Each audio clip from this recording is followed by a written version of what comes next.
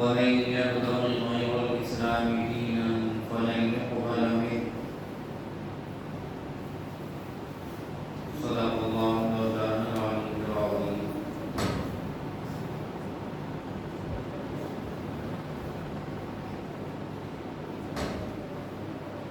محترم بھائیوں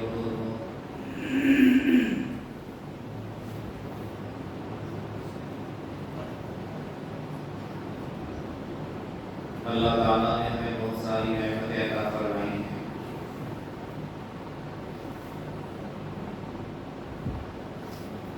ایک ایک نعمت کو اگر گنایا جائے تو پوری زندگی ختم ہو جائے گی، لیکن نعمتوں کو شمار بدل نہیں ہو سکتا.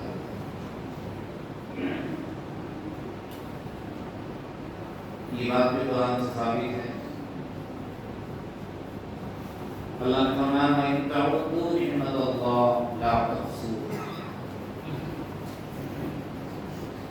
اگر تم اللہ تعالیٰ کی نعمتوں کو شمار کرنا چاہو تو شمار نہیں کر سکتے. ایک ایک چیز اور ایک ایک نعمت، چاہے وہ ہمارے جسم کے اعتبار سے ہو، چاہے ہمارے معاشی اعتبار سے ہو، چاہے وہ ہمارے اخلاقی اعتبار سے ہو، بڑی نعمتیں اللہ نے عطا فرمائی ہیں اور سب کے اپنے اپنے تجربات ہیں. لیکن ان نعمتوں میں اللہ تعالیٰ نے جو ہمیں سب سے بڑی نعمت عطا فرمائی ہے وہ اسلام کی نعمت ہے. اسلام سے بڑھ کر کوئی نعمت ہمارے پاس نہیں ہے. اور یہ ایک سی بات ہے کہ اس میں کسی کو اختلاف بھی نہیں ہو سکتا. اسلام ہے تو نجات ہے، اسلام نہیں تو ہمیشہ کا عذاب ہے. اسلام لے کر جائیں گے تو اللہ تعالیٰ جنت جیسی نعمت عطا فرمائے گا. اسلام پر اگر کسی کا خاتمہ نہیں ہوا تو جہنم جیسی خطرناک جگہ پر اس کو رہنا پڑے گا.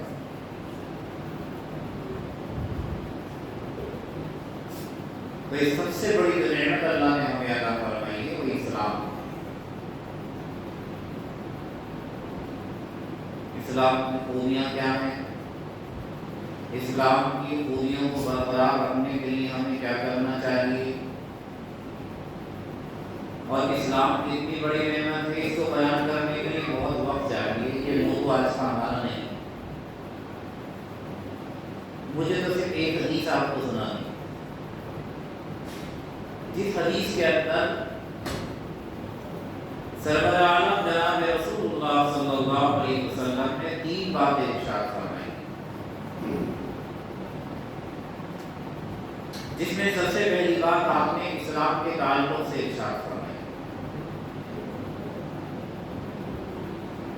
فرمایا جناب محمد رسول اللہ صلی اللہ علیہ وسلم نے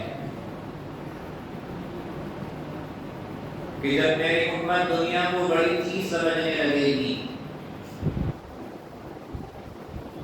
تو اسلام کی ہیبت اور اسلام کی عظمت اس کے دل سے نکل جائے گی. یہ اللہ تعالیٰ نے ہمیں دل عطا فرمایا ہے، اس میں ایک ہی چیز کی بڑائی رہ سکتی ہے، یا تو اسلام کی بڑائی ہمارے دل کے اندر رہے گی یا دنیا کی بڑائی ہمارے دل کے اندر رہے گی. اور جس کے دل کے اندر اسلام کی بڑائی ہوتی ہے، جو اسلام کو بڑا سمجھتا ہے، جو اسلام کو سب سے اوپر رکھتا ہے، وہ اسلام کی خاطر بڑے بڑے تخت و تاج کو اپنی جوتیوں کی نوک پر رکھتا ہے. ہمارے اکابر کی تاریخ اس پر گواہ ہے کہ اسلام مجھے اتنا عزیز ہے کہ اس کے مقابلے میں مجھے اگر پوری دنیا جہان کی حکومت بھی مل جائے تو مجھے گوارا نہیں ہے، مجھے اسلام چاہیے.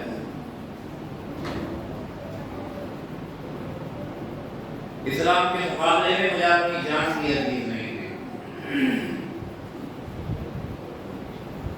حضرت عبداللہ بن حذافہ رضی اللہ تعالیٰ عنہ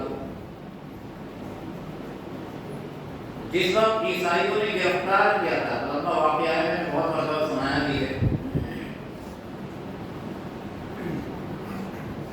گرفتار کرنے کے بعد حضرت عبداللہ بن حذافہ رضی اللہ تعالیٰ کے تعلق سے عیسائی بادشاہ نے کہا کہ بھائی کہ دیکھو تمہاری نجات کی ایک شکل ہے، تمہیں ہم نے گرفتار کر لیا ہے، تم مسلمان ہو، ہم عیسائی ہیں، اس وقت تم ہمارے قبضے میں ہو، ہم تمہارا جو چاہے کر سکتے ہیں، یہ بات تمہیں بھی معلوم ہے۔ حضرت عبداللہ بن حذافہ رضی اللہ تعالیٰ نے ارشاد فرمایا کہ جی ہاں، اس وقت میں آپ کے قبضے میں ہوں، ظاہر کے اعتبار سے آپ جو چاہیں کر سکتے ہیں۔ تو عبداللہ بن حذافہ رضی اللہ تعالیٰ سے اس نے کہا کہ آپ کی نجات کی یہی شکل ہے کہ آپ اسلام چھوڑ کر عیسائیت قبول کر لیجیے۔ حضرت عبداللہ بن حذافہ رضی اللہ تعالیٰ نے ارشاد فرمایا کہ یہ تو میری آخری سانس نکلنے تک بھی نہیں ہو سکتا۔ آپ نے سمجھ کیسے لیا کہ میں اسلام چھوڑ کر ایک اور طریقہ اور کوئی اور مذہب اختیار کر لوں گا؟ یہ تو نہیں ہو سکتا۔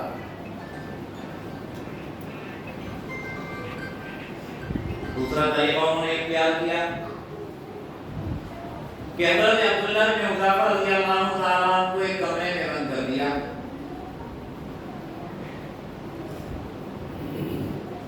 کہ اس کو بھوکا رکھا جائے اور پیاسا رکھا جائے۔ بھوک اور پیاس ایسی چیز ہے کہ بڑے بڑے لوگ پھسل جاتے ہیں، اور بھوک کی وجہ سے نہ جانے کیا کیا سودا کر لیتے ہیں۔ کمرے کے اندر بند کر دیا کہ کوئی چیز کھانے پینے کی نہیں دی جائے گی، اور جب دیکھ لیا کہ اب ان کے اندر بھوک برداشت کرنے کی طاقت نہیں رہی ہوگی، اتنی ایک انسان بھوک برداشت کر سکتا ہے یا پیاس برداشت کر سکتا ہے، جب وہ وقت گزر گیا تو عبداللہ بن حذافہ رضی اللہ تعالیٰ کے سامنے دو چیزیں رکھی تھیں، ایک خنزیر کا گوشت اور ایک شراب، کہ دیکھتے ہیں کب تک اپنے اسلام پر باقی رہتے ہیں، کب تک اپنی بھوک کو برداشت کر پائیں گے۔ اگر کھانا پڑے گا تو یہی کھانا پڑے گا جس کو اسلام نے حرام قرار دیا ہے، اور پینا ہوگا تو اسی کو پینا ہوگا جس کا ایک قطرہ بھی اسلام کے یہاں گوارا نہیں۔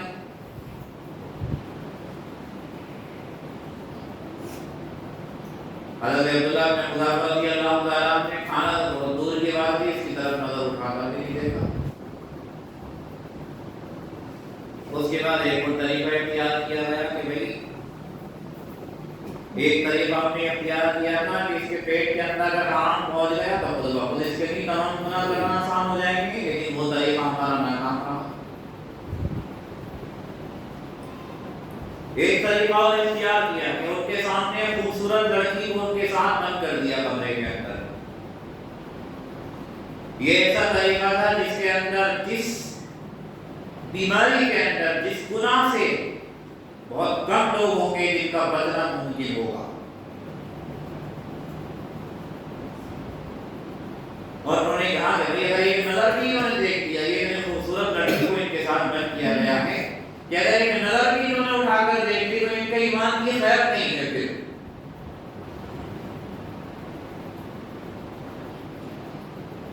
روایت میں آتا ہے کہ وہ لڑکی بار بار کوششیں کرتی رہی کہ مطلب میری طرف ایک نظر دیکھ تو لے،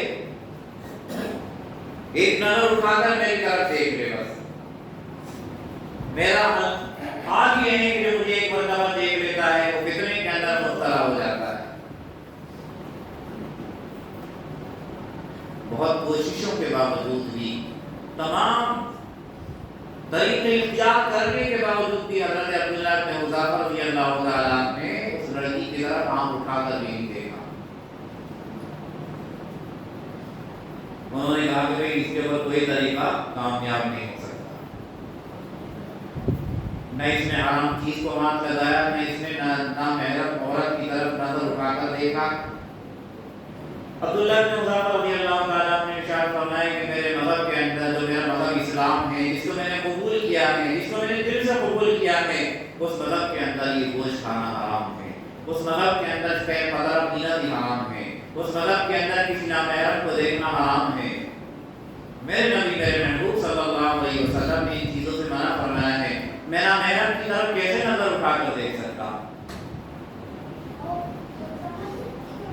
یہ تھا اسلام کو بڑا سمجھنا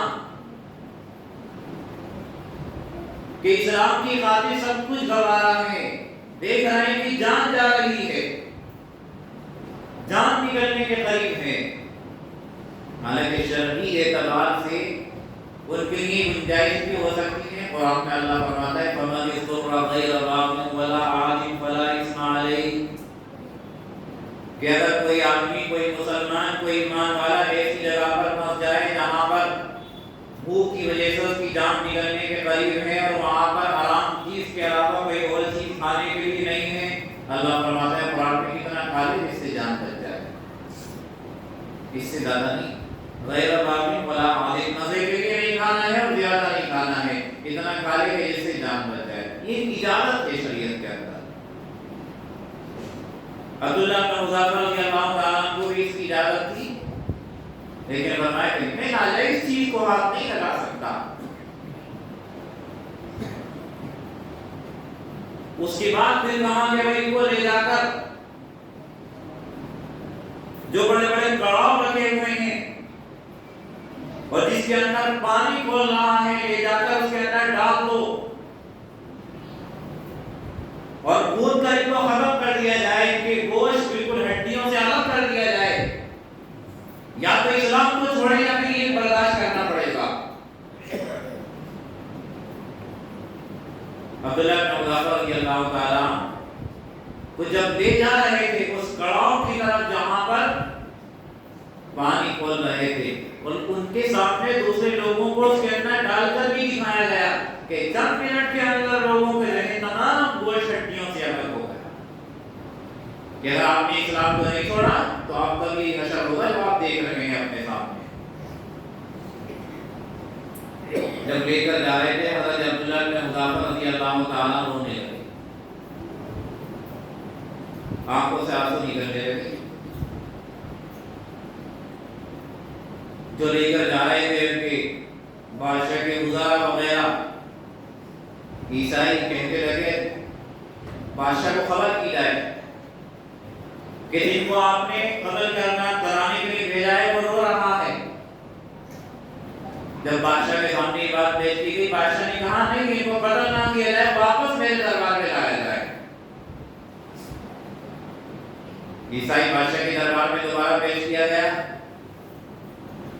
اس بادشاہ نے کہا ہم تو پہلے ہی کہہ رہے تھے آپ کی نجات کی ایک ہی شکل ہے، آپ ایک ہی شکل میں بچ سکتے ہیں، آپ اسلام چھوڑ دیجیے، اب آپ رو رہے ہیں مرنے کے ڈر سے، اب آپ کو لگ رہا ہے میرا بھی انجام نہیں ہوگا اور مجھے بھی جو ہے کھولتے ہوئے پانی کے اندر ڈال کر ختم کر دیا جائے گا، ریزہ ریزہ کر دیا جائے گا، ہم تو پہلے کہہ رہے تھے اب بھی آپ اسلام چھوڑ دیجیے، تمام چیزوں سے ہم آپ کو نجات دے دیں۔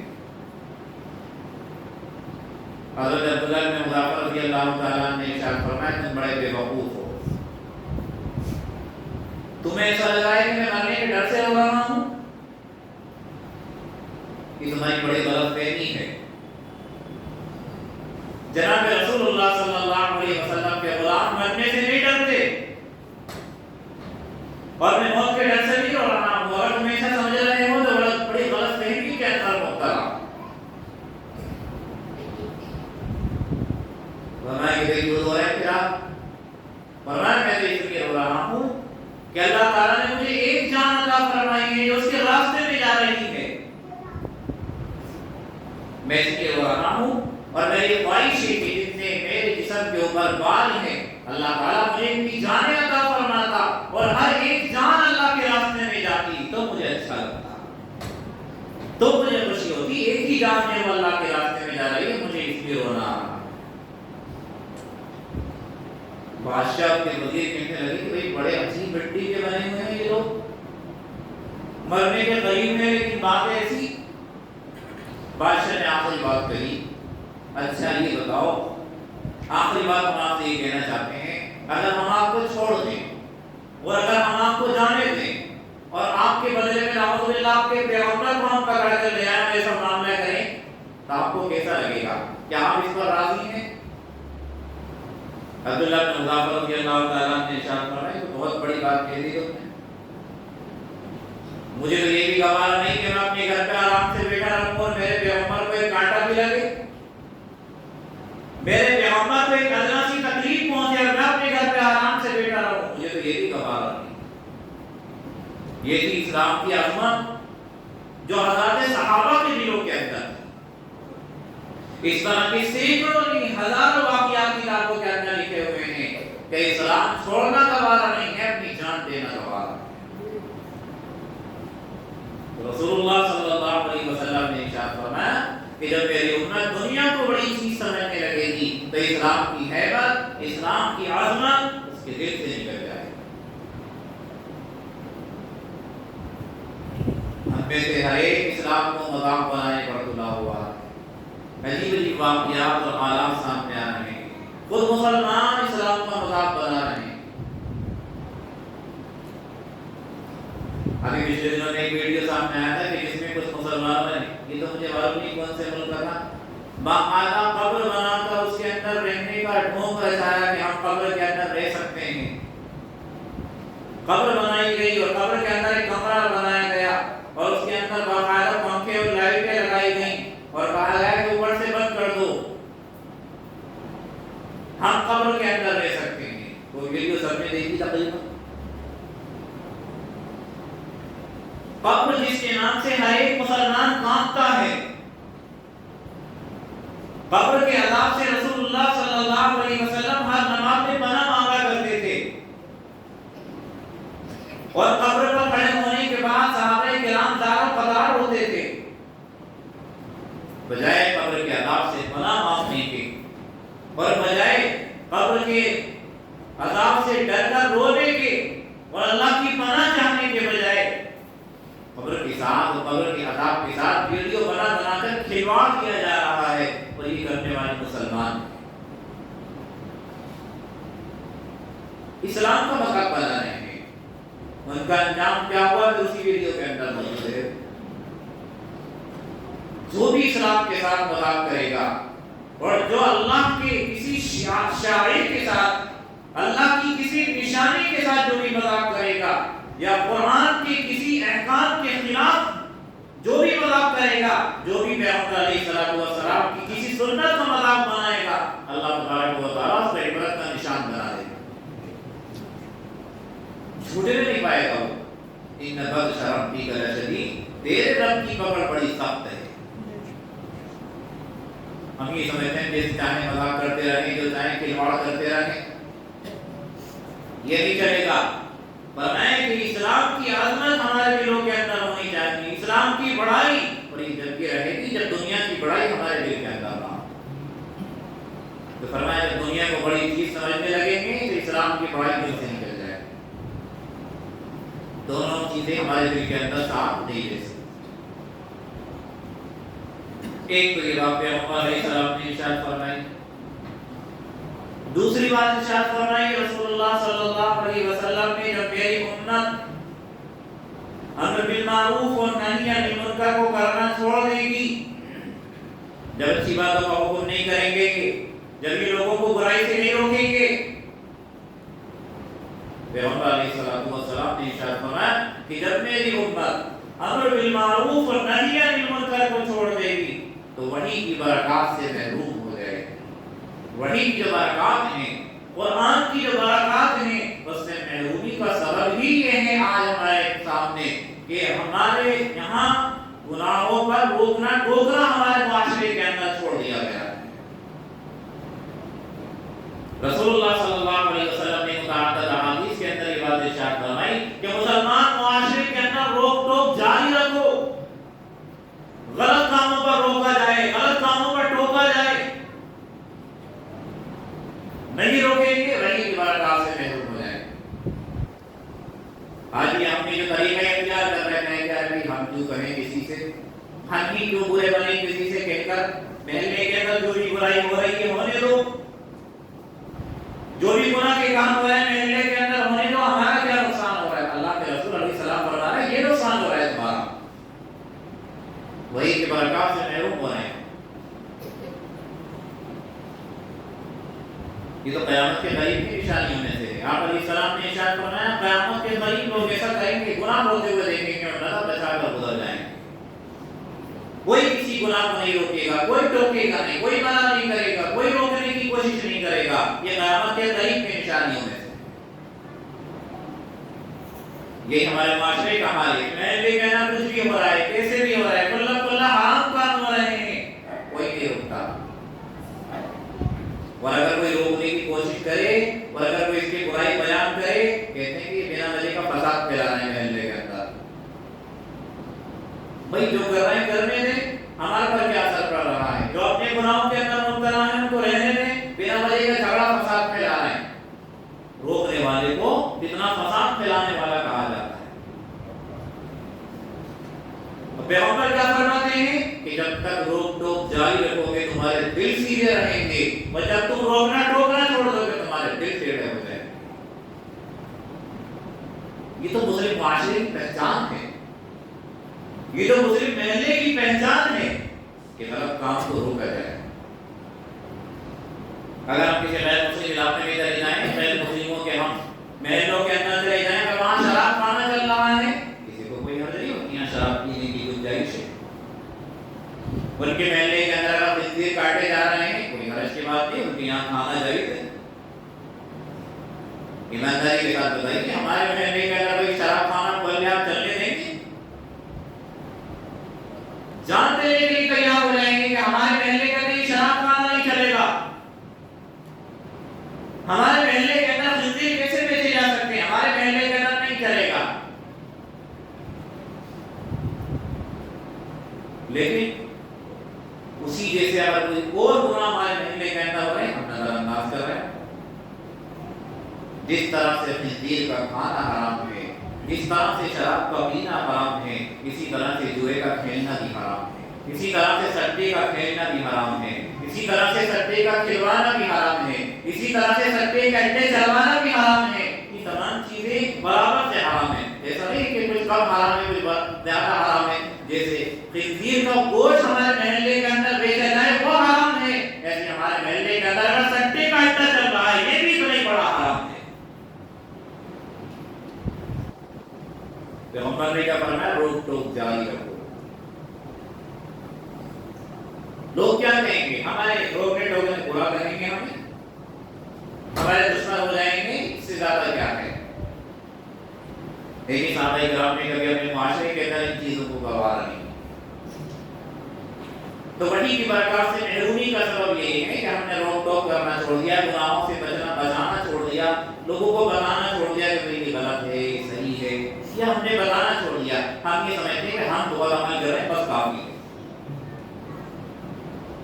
अब लोग क्या कह रहे हैं? कुरान करीम अल्लाह की सबसे बड़ी वही है, पैगंबर ने कहा वही की बरकत से महरूम हो जाएंगे। अब लोग क्या कह रहे हैं? मैं तो रोजाना सूरह वाक़िया पढ़ रहा हूँ, उसके बावजूद भी मेरा कारोबार नहीं चल रहा।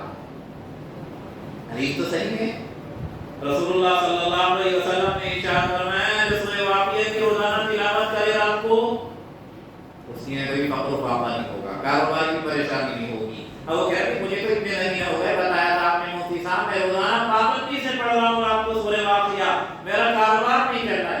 वही की बरकत से हम महरूम हो गए।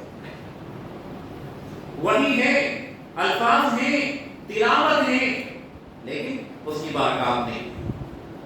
पैगंबर अलैहिस्सलाम के फरमान पर भी हमें गौर करना चाहिए। आपने क्या फरमाया कि अगर हम रोकना टोकना छोड़ देंगे, मुस्लिम माशरे के अंदर जैसे चले चलाओ जाओ का मामला करते चले जाएंगे, तो वही की बरकत से महरूम हो जाएंगे। यही चीज नहीं और बहुत सारी चीजें कि मुझे फला चीज के लिए ये पढ़ने के लिए बताया था, और मैंने फला चीज के लिए ये पढ़ने के लिए बताया था, महीनों हो गए मुझे पढ़ते पढ़ते, लेकिन मेरा फला काम नहीं हो रहा है, ये काम नहीं हो रहा है। यही वजह है कि वही की बरकत नहीं। मुझसे पूछा गया नहीं, मेरा कारोबार भी हलाल है, मैं हलाल करता हूँ, तो क्या वजह है? तो भाई असर नहीं हो रहा आपके पढ़ने में, हम हलाल भी करते हैं, कारोबार भी हलाल है। सुनकर देखा तो पढ़ने का तरीका भी ठीक है, तलफ्फुज़ भी ठीक है, पढ़ भी ठीक कर रहे हैं, खा भी हलाल रहे हैं, और उसके नमाज की पाबंदी भी हो रही है, फिर भी असर नहीं हो रहा है। वही की बरकत से महरूमी का सबब। इसलिए मुसलमान की ये भी जिम्मेदारी है, और जिम्मेदारी के साथ कि गलत कामों को रोकना टोकना चाहिए। मैं ये नहीं कह लड़ाई झगड़ा करना है, रोकने टोकने का मतलब लड़ाई झगड़ा करना नहीं है, फितना फसाद करना नहीं है। मोहब्बत के साथ समझाना, लोगों को बचाना, बचाने की फिक्र करना, कोशिश में लगे रहना, ये मुसलमान ایک دم سے کچھ بھی نہیں ہوتا ہے، رفتہ رفتہ جب کسی چیز کی کوشش کی جاتی ہے تو اللہ تعالیٰ اس میں برکت ڈالتے ہیں۔ تو دوسری بات یہ ارشاد فرمائی کہ جب میری امت اچھائیوں کا حکم کرنا، برائیوں سے روکنا چھوڑ دے گی تو وہی کی بارگاہ سے محروم ہو جائے گا۔ اور تیسری بات، آخری بات، جناب محمد رسول اللہ صلی اللہ علیہ وسلم نے ارشاد فرمائی جب میری امت آپس میں گالی گلوچ اختیار کرے گی، اپنی زبان پر گندے الفاظ لائے گی، ایک دوسرے کو گالی دے گی، پیغمبر علیہ السلام نے ارشاد فرمایا یہ ایسا عمل ہے کہ اللہ جل شانہ کی نگاہ سے گر جائے۔ گالی دینے والا، گندے الفاظ کا استعمال کرنے والا، غلط الفاظ اپنی زبان پر لانے والا اللہ کی نظر سے گر جاتا ہے، اور جو اللہ کی نظر سے گر جائے اس کو کون اٹھا سکتا ہے؟ کتنا بڑا محروم ہے یہ آدمی جو اللہ کی نگاہ سے گر جائے۔ پیغمبر علیہ السلام نے ارشاد فرمایا مسلمان کو گالی دینا فسق ہے، فاسق ہو جاتا ہے ایسا آدمی جو دوسرے مسلمان کو گالی دیتا ہے، اور گالی دینا تو کافر کو بھی جائز نہیں، مسلمان کو کیا، مسلمان تو قابل عظمت قابل احترام ہے، کافر کو بھی گالی دینا جائز نہیں۔ کافر کے لیے غلط سلط الفاظ کا استعمال کرنا کسی مسلمان کے لیے جائز نہیں ہے۔ حضرت ابوبکر صدیق رضی اللہ تعالیٰ عنہ سے دوسرے صحابی کا کلام مجھے یاد نہیں رہا، ہلکی پھلکی بات ہو گئی تھی، تو ان صحابی نے ابوبکر صدیق رضی اللہ تعالیٰ عنہ کو کچھ کہہ دیا، کئی ساری باتیں کہیں، تو جواب میں حضرت ابوبکر رضی اللہ تعالیٰ عنہ نے ایک ہلکی سی کوئی بات ان کو کہہ دی۔ جناب رسول اللہ صلی اللہ علیہ وسلم نے ناراضگی کا اظہار کیا اور ناراضگی کا اظہار کر کے آپ اندر تشریف لے گئے، فوراً دوڑے ہوئے گئے ابوبکر صدیق رضی اللہ تعالیٰ عنہ، یا رسول اللہ آپ تو دیکھ رہے تھے انہوں نے مجھے کتنی باتیں کہیں، انہوں نے مجھے کتنا برا بھلا کہا، میں نے تو ان کے جواب میں ایک ہی بات کہی ہے اور آپ اٹھ کر چلے آئے، وہی اتنی باتیں مجھے کہہ رہے تھے اور آپ نے ناراضگی کا اظہار بھی نہیں فرمایا، اور میں نے ہلکی سی ایک بات کرنی ہے اور آپ نے ناراضگی کا اظہار فرمایا۔ آپ علیہ الصلوۃ والسلام نے ارشاد فرمایا صدیق اور غیر صدیق برابر نہیں ہو سکتے، اے ابوبکر جو تمہارا مقام ہے وہ پورے عالم میں کسی کا ہے، تمہیں تو اللہ نے وہ مقام عطا فرمایا ہے کہ قیامت تک تمہارے قدموں کی دھول کے برابر کیا کوئی آدمی پیدا نہیں ہوگا، تمہارا مقام انبیاء کے بعد سب سے بڑا ہے۔ آپ نے فرمایا کہ تم نے ان کو کیوں کہا، ان کو کہنے دیتے لیکن آپ نے ان کو کیوں کہا، آپ کا مقام بہت بڑا ہے۔ اور پھر رسول اللہ صلی اللہ علیہ وسلم نے ارشاد فرمایا جب تک وہ آپ کو کہہ رہے تھے، جب تک وہ آپ کے بارے میں باتیں کر رہے تھے، تب تک اللہ کا فرشتہ آپ کی طرف سے ان کو جواب دے رہا تھا، اور جب آپ نے جواب دیا فرشتہ فوراً چلا گیا۔ آپ علیہ الصلوۃ والسلام نے ارشاد فرمایا کسی کو برا بھلا کہنا، گالیاں دینا، غلط سلط الفاظ کا استعمال کرنا، گندے الفاظ اپنی زبان پر لینا، یہ مسلمان کے لیے حلال نہیں ہے۔ مسلمان کے لیے چاہیے کتنے بھی غصے میں ہیں اور کیسے بھی حالات آ جائیں، لیکن ہمیں گالی گلوچ اختیار کرنے کی اجازت نہیں ہے۔ مسلمان کو گالی دے گا اس تو سوال ہی نہیں ہے۔ آج ہم اپنے معاشرے کا جائزہ لے کر دیکھیں تو مسلمانوں کا عام معاشرہ گالی گلوچ کے اندر مبتلا ہے، اور بہت افسوس کی بات یہ ہے کہ خالی دشمنوں کو گالیاں نہیں دی جا رہی ہیں بلکہ ہنسی مذاق میں بھی گالیاں چل رہی ہیں، دوست کو گالی دے رہا ہے ہنسی مذاق میں، اور جس کو گالی دے رہا ہے اس کو برا نہیں لگا، حالانکہ گالی ایسی چیز ہے اگر کسی شریف انسان کو گالی دی جائے تو اس کو کتنا برا لگتا ہے، اور اس کے اندر شرافت ہے، کسی بھی مسلمان کے اندر ذرہ برابر شرافت اور غیرت ہے، اور اس کی ماں بہن کا نام لے کر اس کو اگر گالی دی جائے اس کو کتنا برا لگتا ہے، اس کے اوپر گالی کا کتنا بڑا اثر ہوتا ہے۔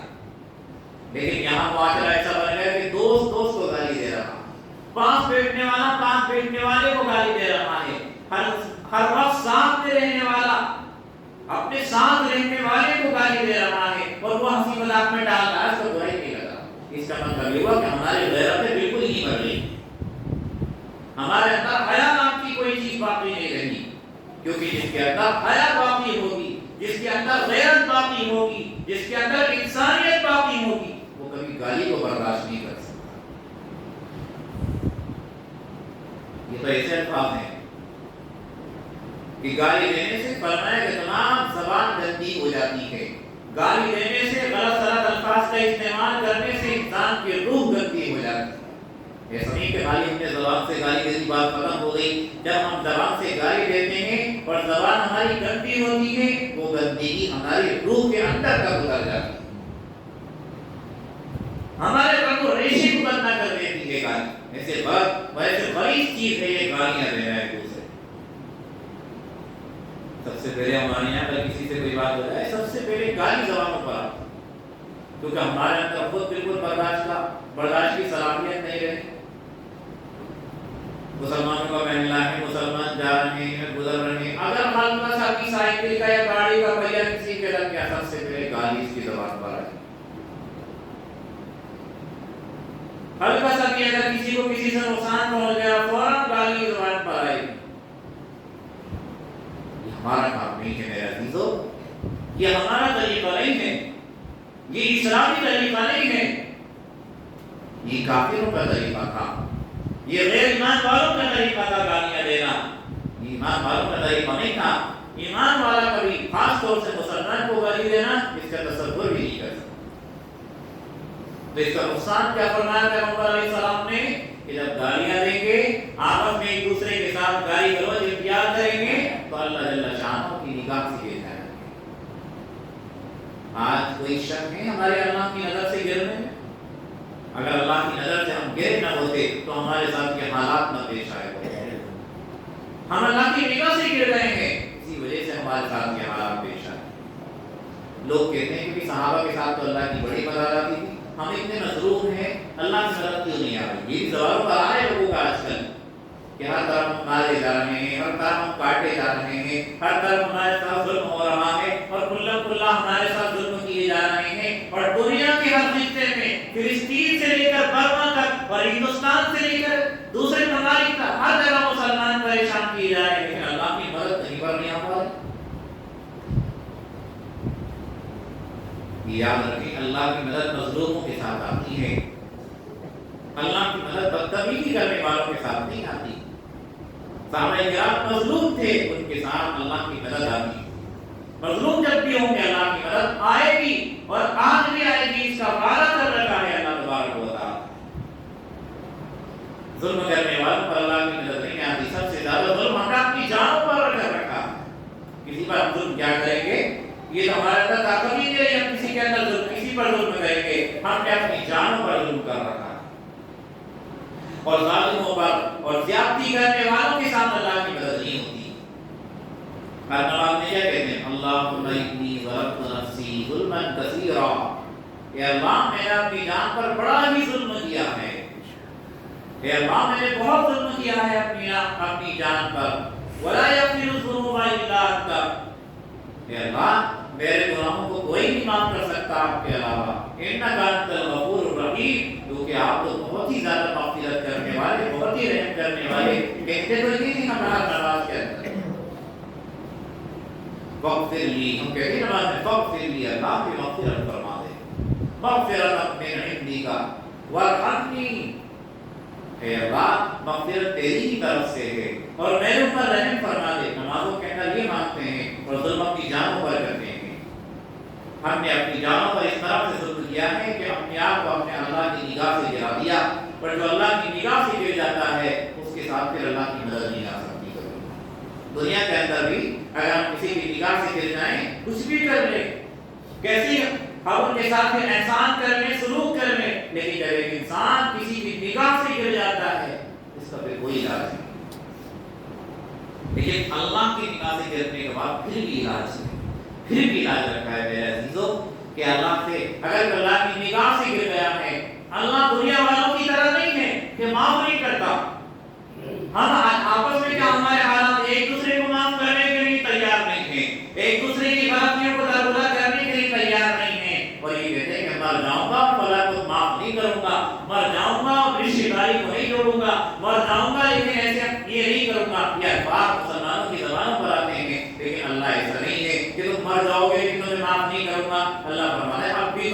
اس پر عمل کر لو.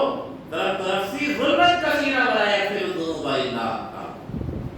اللہ کہتا ہے آپ بھی اپنی حرکتوں سے باز آ جاؤ, ان چیزوں سے توبہ کر لو, استغفار کر لو, اپنی زبانوں کو پاک کر لو. اللہ تبارک و تعالیٰ تمہیں ویسی ہی عزت عطا فرمائے گا جیسے تم عزت کے حقدار. اللہ کی نظر سے گرنا یہ بہت خطرناک بات ہے. تو یہ 3 چیزیں رسول اللہ صلی اللہ علیہ وسلم نے اس حدیث کے اندر ارشاد فرمائی, اور ان 3 چیزوں کو ہر مسلمان کو حفظ جان بنانے کی اور اپنے دل سے لگانے کی ضرورت ہے. نمبر 1, دنیا کو بڑی چیز نہیں سمجھنی ہے, اسلام کو بڑی چیز سمجھنی ہے. اسلام کو بڑا سمجھیں گے انشاءاللہ ہمارا خاتمہ ایمان پر ہوگا. اسلام کو بڑی چیز سمجھیں. دوسری چیز, اپنے معاشرے کے اندر حکمت کے ساتھ, نرمی کے ساتھ, مصلحت کے ساتھ اپنے معاشرے کے اندر برائیوں پر روک ٹوک جاری رکھیں. اچھائیوں کو لوگوں میں پھیلائیں گے, برائیوں سے روکنے کی حکمت کے ساتھ کوشش کریں گے. نمبر 3, اپنی زبان کو پاک رکھیں گے, اپنی زبان سے کسی کو برا بھلا گالی گلوچ نہیں کریں گے. اگر ہم نے کیا ہے اب تک تو اللہ سے معافی مانگیں, اس سے معافی مانگیں جس کے تعلق سے کوئی بات بہرحال انسان ہے, کسی سے بھی غلطی ہو جاتی ہے اور غصے میں نکل جاتی ہے کوئی بات, تو اس سے درگزر کروائے, بات ختم ہو جائے گی انشاءاللہ. یہ 3 چیزیں بہرحال ہمارے لیے عمل کرنے کے اعتبار سے بہت زیادہ اہمیت کی حامل ہیں. اللہ تعالیٰ نے سننے سے زیادہ ہم سب کو ان تینوں باتوں پر عمل کرنے کی توفیق عطا فرمائے.